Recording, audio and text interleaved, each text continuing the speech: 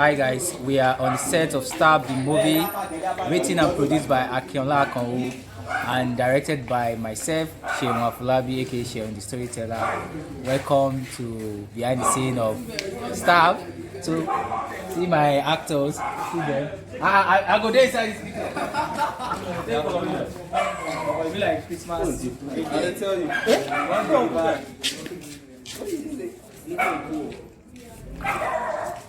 Let me give you guys spice. Come please. Take some pepper. Yeah, pepper there. Who took you? Oh, not choke me. And action. You know I hate surprises. Please. Okay. Oh, to send text. It's not fair. You know, baking.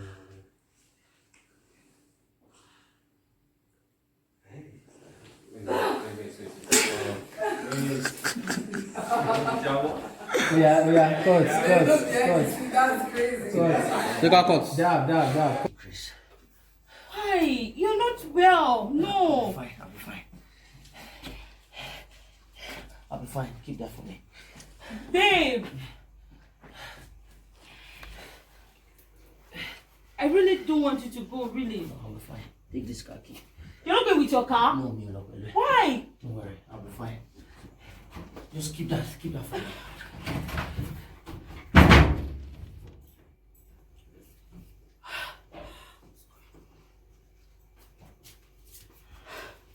Hey.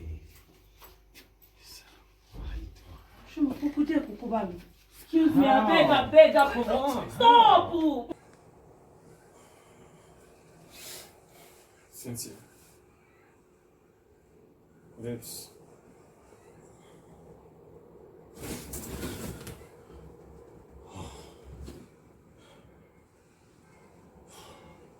Cynthia. This is it. So, but action starting. We are not saying you push into the bed and then you go after him. Kiss, smooshing. Okay, I said something. You take off his clothes that way. You take off the jacket. She wants to be on you, and you carry her this way. So you go. The moment you go on top, I cut. Oh, okay. So you just turn her to the bed. You know what? Oh, Jesus. Come on, baby.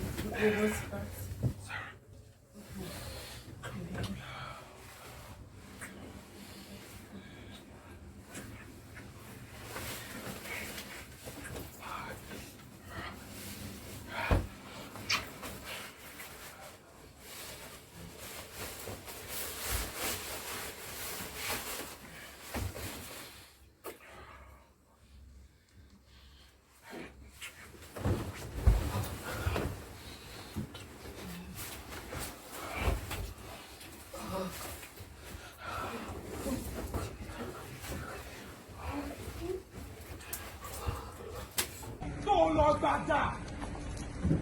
Yeah, hey!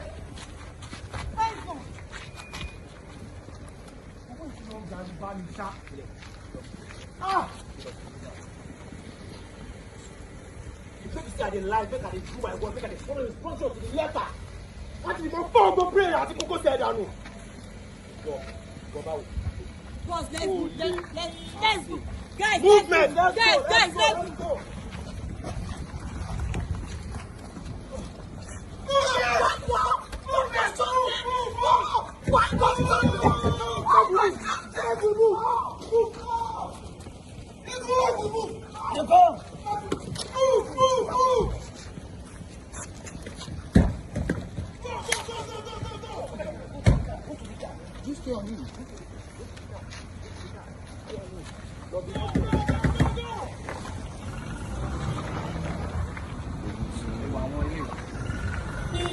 You see them. Go to the car.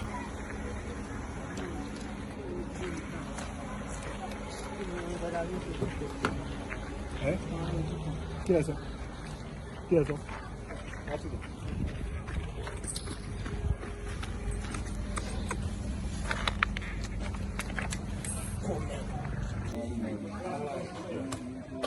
Hey,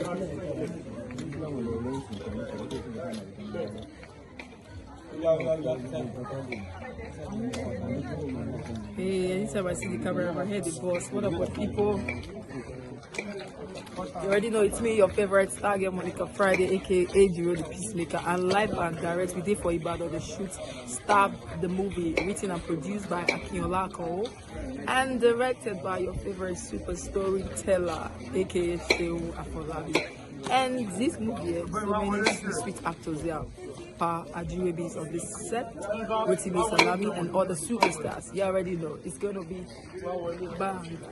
That's Akinola Ako, the writer, the producer.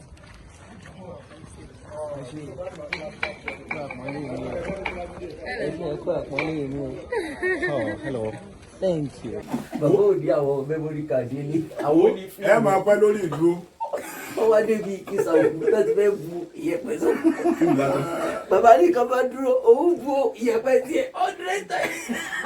Ó wà bùtọ́, ó wà wo gbogbo àwọn tó wà létí kí wọ́n wá pé àwọn ọ̀dà vessels, àwọn tó ń snap, àwọn photographer, àwọn ọmọ yòókù ni. Bó ṣe wù ó ṣàn wá photographer díẹ̀. Èyí wá ní bàbá yẹn dúró sí i tó yẹ kí n bọ̀ páwọ̀ ní. Ní ayé kúrò bẹ́ẹ̀ ni. Èyí tí mo gbé dání ní àná báyìí. Okay. Ó sì gbà mí mú báyìí. Yóò lè rẹ̀ tèmi bàjẹ́. Ọ̀rẹ́ ni wọ́n láti kékeré o. No, bó náà ṣe wo mi báyìí tó ṣe rí lọ́kọ̀ báyìí ní olórí burúkú. Ó ní ìyá ní ìsìn. Tí màmá mi bá lọ sọ́run mọ́ ẹ lọ́wọ́, máa bá tiẹ̀ jẹ́. Ó mú bí sọ kankan. Mo ti rí i.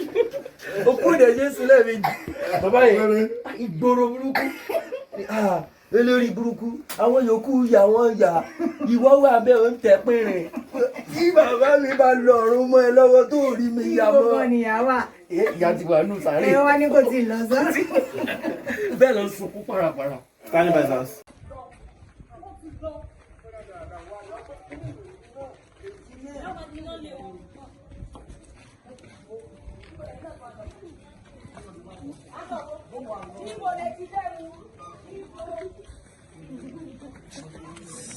Start.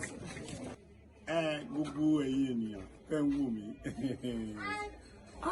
Iṣẹ́ tá a ṣe lọ́wọ́ yìí, Stab ni àkọlé ẹ̀. The title is Stab. When we say Stab, Stab. That's it. Tẹ́ bá wò ẹ gbádùn ẹ̀ dáadáa. Àwa gan-an ní location tá a wà. Bá a ṣe ń ṣe lọ́wọ́ gan-an là ń gbádùn, à ń rẹ́rìn-ín. Ibi tó yẹ ká serious, I'm a serious, we serious dead. I'm a serious dáadáa. So ó dùn gan, ó dẹ̀ kọ́ni lọ́gbọ́n, ó dẹ̀ gba ìjọ. Gbogbo àwọn actor, actress tó kópa ń bẹ̀, gbogbo wọn ni wọ́n gbìyànjú. Ẹ tó ṣe director, ṣé sọ fún yín? Ṣeun Afọlábí ni director. Ṣeun Afọlábí and Akin Àkànó ó ní producer. In fact, agbádùn gan bẹ̀. Gbogbo àwọn crew gan gbogbo wọn dáńtọ́ tẹ́ bá tẹ̀ rí ọkùnrin kan wò mí lọ́ọ̀kan báyìí àwọn stand máa wá ní bàbá wèrè ẹ̀dá ni ó ti pàtì láì dúdú gbogbo wa àárẹ̀ rí à ń gbádùn à ń bára wa ṣeré inú wa dẹ̀ ń dùn dáadáa ẹ wo ẹ máa gbádùn ẹ in fact I tell you I bet you Ògúnrè Ògúnrè camera mo fẹ́ jáde okay if possible to jáde I can jáde for you.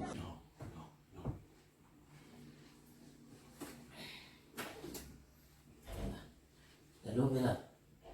Mo ti ń pè ẹ́. Hello? Hello? Bella, are you alright? Hello? Hello? Hello, are you there? Bella? Something is alright. Joe. Sorry. Kí ló ṣe Bella? I need to see her, please. Joe, fún mi ní káàkì ẹ̀. Ìsáré gbé mọ́tò yẹn. Kò start because marine pushing wọlé so marine ta. Okay, I'll see you later. I'll see you later. I need to see you later.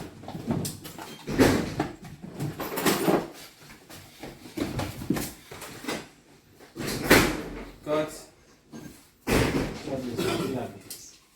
Yeah, we're good. Kámẹ́rà wa kọ̀ tí. Skul náà ọmọ dáadáa. Àwọn fíjọ́ What's it tomorrow? This yours. Bro, bàbá yín ti. But kí ló ṣẹlẹ̀ báyìí náà? Ẹ ṣọ́ra yín o. Camera Ẹ máa tó gbọ́ ọdún bíi. This is lára la. Àwọn tó gbé ilé Ẹ ti gbọ́. You reason me. I go reason you. What is all you do now? Why now? This guy dey fuck up now.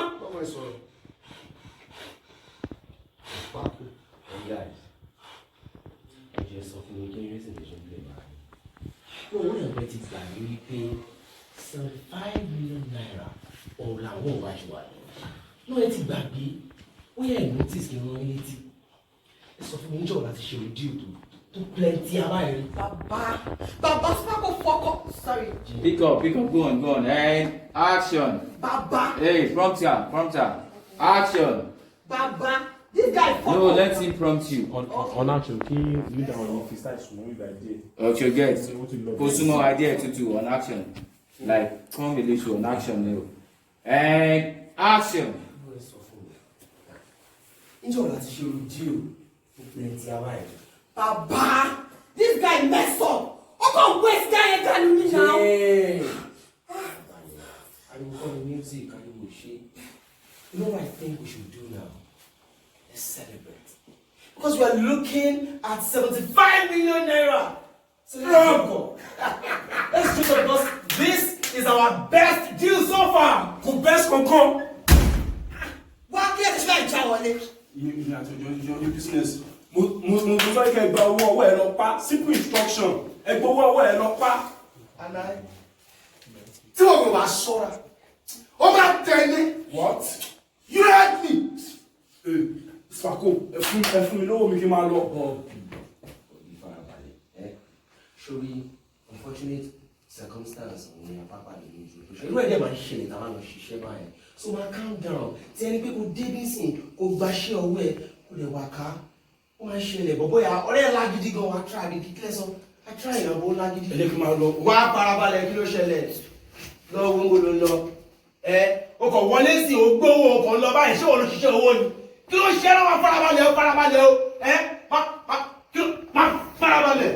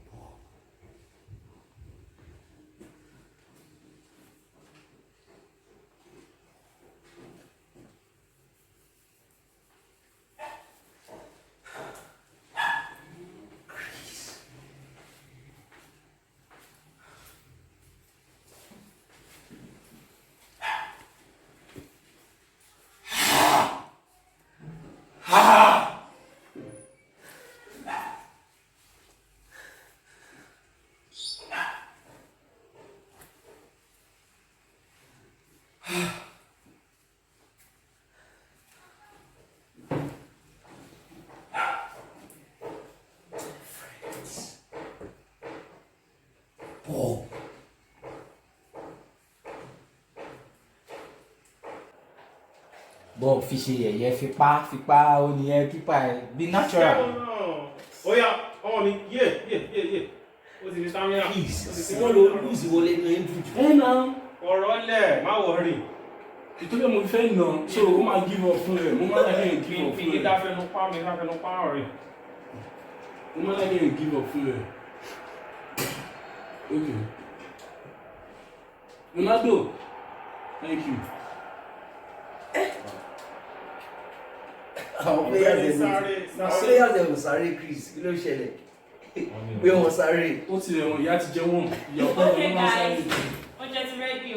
Wow. Please don't worry. Ọ̀gá ní abúlé kìíní ìtàn gbòǹgbò. Àsìkò tó fẹ́ rí tàdé ìsinsìn lọ. Ìfún lọ́rùn. Wọ́n máa ṣe oúnjẹ tó bá ti wá tó báyìí.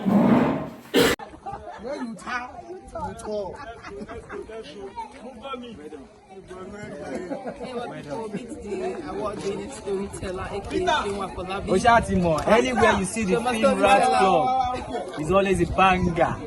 My name is Sheun Afolabi, aka Sheun the Storyteller, and I'm here with megastar Monica Friday on the set of Star, the movie, written and produced by my friend Akola Kongo and directed by my humble self. Watch out. You already know it's me, Cynthia, on Star the movie. It's gonna be the bomb. gbé fún yẹ́yẹ́.